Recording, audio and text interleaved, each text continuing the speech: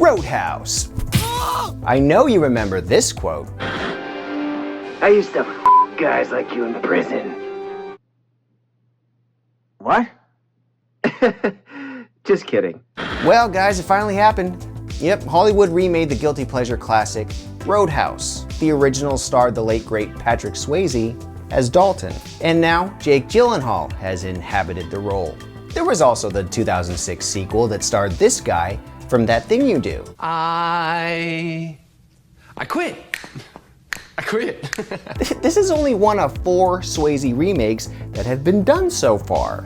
Red Dawn, Dirty Dancing, Point Break, and Roadhouse. And if Hollywood gets their way, Ghost, starring Channing Tatum. Would you let this man's legacy be? But since we're here, we might as well look at the entire Roadhouse franchise. Yeah, it is a franchise. There's the original Roadhouse, Roadhouse 2 Last Call, an off-Broadway production of Roadhouse, an attempted remake starring Ronda Rousey, and of course, the Amazon Prime movie that just came out. But first, do this. It helps the channel, it's totally free, and it don't hurt. Let's dig in.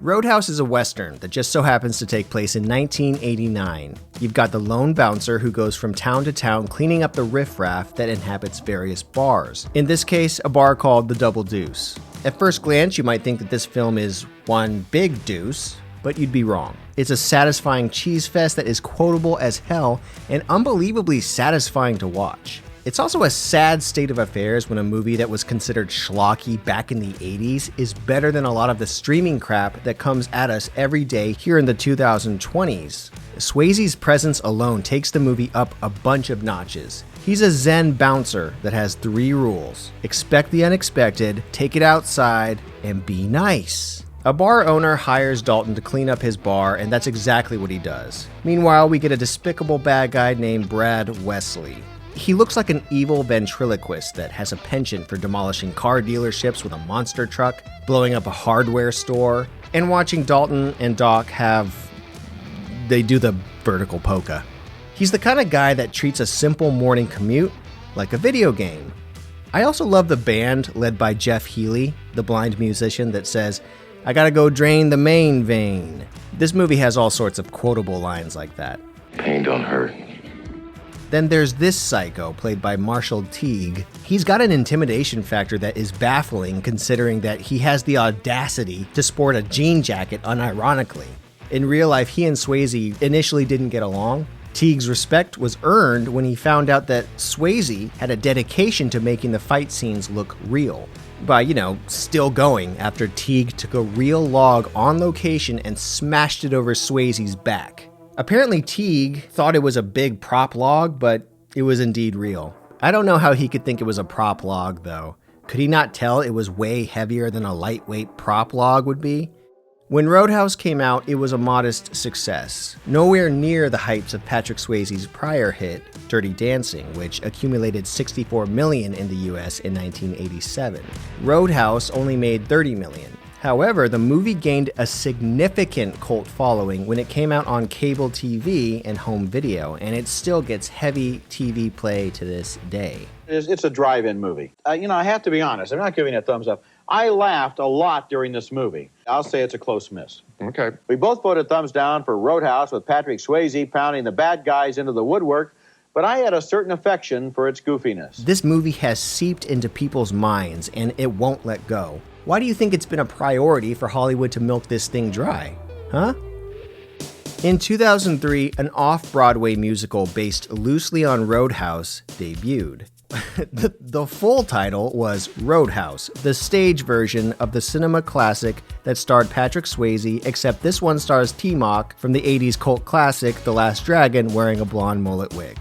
It's a very specific title, and I commend them for that. The stage play had some bombastic brawls, action scenes depicted with video and miniatures, and some kung fu wire work. This actually sounds like a fun night out at the theater. This brings us 17 years down the line from the 1989 Roadhouse, where we had the pleasure of its only direct sequel, Roadhouse 2: The Last Call. It was also direct to video. I had a hard time finding this one, but once I got a hold of it, I decided to record my reaction in the most fitting way possible, by filming the TV with my phone. That's what it deserved. Let's watch this crap. This is the kind of movie that makes me want to hold the remote, just in case it sucks. Roadhouse 2 is about Shane Tanner, the son of Dalton from the '89 film. At first I thought he was some random character, but nope. Oh, he is Dalton's kid? Why they didn't make his last name Dalton is anyone's guess. It takes place in the good old days of 2006. Meet me in the Drift Inn Pier in 30 minutes. Been a long time since a phone could do this. Shane is an undercover DEA cop who's currently on the job at a New York bar inhabited by bad guys and an undercover stripper cop. Where did she keep that gun? The big bad in this one is played by Jake Busey, channeling the craziness of his father Gary here. Flamin' Hot Cheetos, the person. It's kind of fun to watch. Jonathan Scheck, was it Scheck? It looks like Jonathan Skate, but I know that's not correct. Look, Jonathan Scheck is doing what he can here with this role, but it just doesn't come close to Swayze's performance. Look at that ass anger.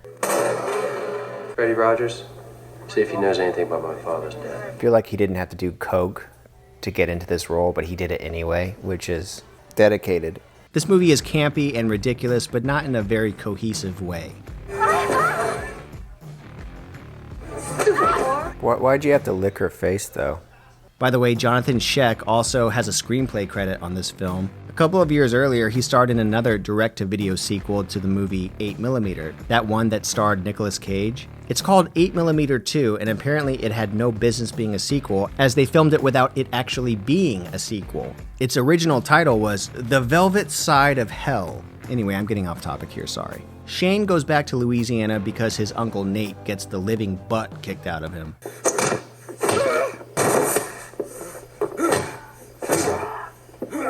Punches don't sound like that in real life. They sound like this. Shane decides to help out his severely injured uncle by running the Black Pelican, which is his uncle's bar. Mr. Trampoline over here. Jake Busey's villainous Wild Bill goes around terrorizing and skeezing the place up as you would expect in a Roadhouse movie.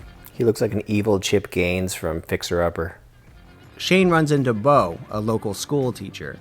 He's nice enough to change her flat tire, and it becomes a quick romance from there. The setting of Louisiana is kind of cool, actually. Definitely appropriate for a Roadhouse film. She looks ill at ease doing that. Jesus. It'd be funny if Jesus showed up every time people said that. Hello. Wild Bill's boss, Victor Cross, stupidly rhymes, is pissed that Shane did a drug bust on him years prior when he was a rookie cop. So Victor had Shane's father, Dalton, killed by Wild Bill off screen. How dare they kill Dalton off screen? That's so stupid. They killed Patrick Swayze's character, and I think he was alive during this time, so they could have gotten a cameo or something, which would have been... He probably didn't want to be in this piece of crap. Did he just yawn? You're just talking into your shirt.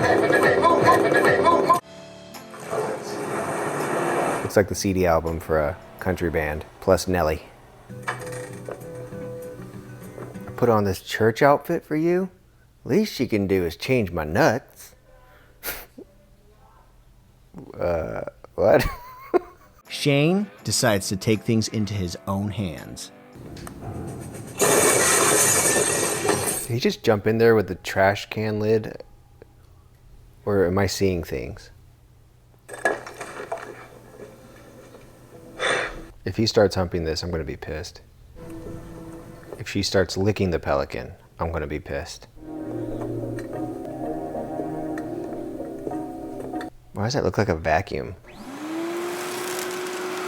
Everyone gets a fight scene in this film, which must have been fun. I love that lower lip thing she's doing.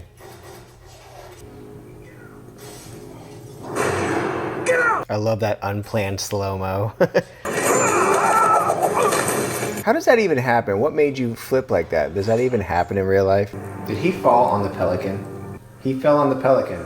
There's a band that's heavily featured throughout. It's everything you'd expect from a direct-to-DVD sequel of Roadhouse. However, the first film is a guilty pleasure, and this one is just guilty. All right. Bye. Sometime around 2015, there were plans for a Roadhouse remake starring UFC champion Ronda Rousey. Originally, the remake was going to be directed by Rob Cohen, the guy who directed the first Fast and Furious and Triple X with Vin Diesel. Then eventually it transferred over to Nick Cassavetes, the guy who directed The Notebook.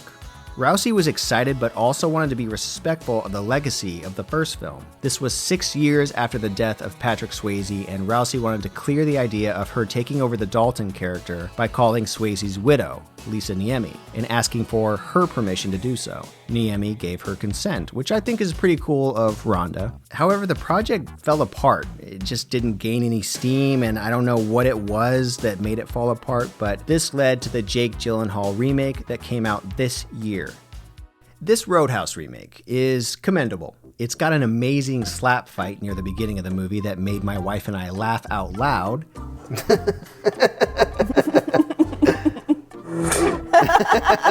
But it was also badass. In this film, Jake Gyllenhaal plays Elwood Dalton. Elwood, who is a former UFC fighter. This was during a real UFC fight, and they did this during a break. He agrees to clean up a bar called The Roadhouse, which is owned by a woman named Frankie. I also like that they actually called the bar Roadhouse. In all the other ones, it's just called like, Double Deuce or the Black Pelican, so that was a nice touch.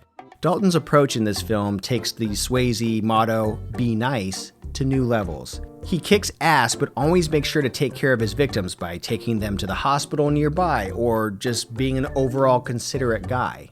He takes them all in one car. I love it. That's nice. Now, this isn't a review of the movie per se. You should check the film out on Amazon Prime yourself. It's worth a watch. I just want to say that Gyllenhaal did an admirable job, but he just doesn't match up to what I loved about Swayze's Dalton. Swayze has more presence. With Swayze, you felt like a bubbling anger that he was always holding back. Yep. Swayze had an amazing presence, and it came from within. There was just something about it that, I'm sorry, I don't think can be matched. But maybe Gyllenhaal wasn't trying to match it, and yeah, he did a pretty good job. However, if this wasn't a Roadhouse remake, I'd say that it stands very well on its own. I just don't think it needed the Roadhouse attachment, When it comes to the bad guys, we only really needed one or two here.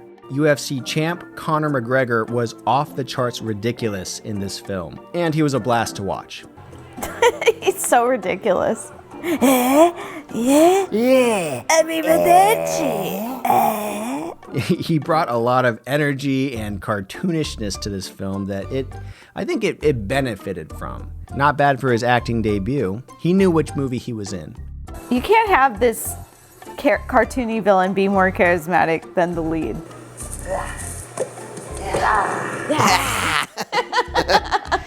He walks so funny. Hey, buddy! There you are! Apparently the movie did really well on Amazon Prime, having been watched over 50 million times on its first 2 weeks of release.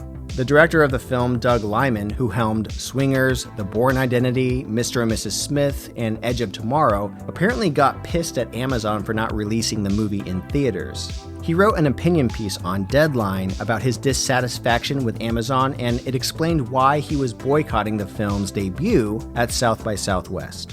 It reads, "When Roadhouse opens the South by Southwest Film Festival, I won't be attending. The movie is fantastic, maybe my best, and I'm sure it will bring the house down and possibly have the audience dancing in their seats during the end credits, but I will not be there."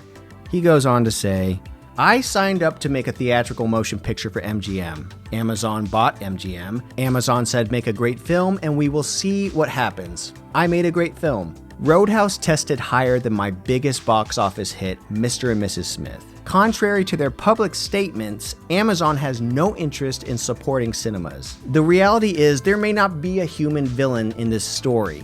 It may simply be an Amazon computer algorithm. Amazon will sell more toasters if it has more subscribers. It will have more subscribers if it doesn't have to compete with movie theaters. A computer could come up with that elegant solution as easily as it could solve global warming by killing all humans. Well, those are some strong words, possibly true words. It just might not matter anymore. All due respect to Doug Liman. The movie industry has changed, and so has the ability for an audience to enjoy their movies at home on a huge projector or 4K TV screen. Take that as you will. For me, I have no problem watching the original whenever I'm feeling blue about the state of current movies. And you know what? It reminds me that pain don't hurt. Hey, I'm Scotty D. Thank you so much for hanging out with me. If you enjoyed this video, don't forget to tear the throat out of the subscribe button. Or if you're feeling very generous, go to my Patreon. There's a link in the description below. I'll see you guys next time.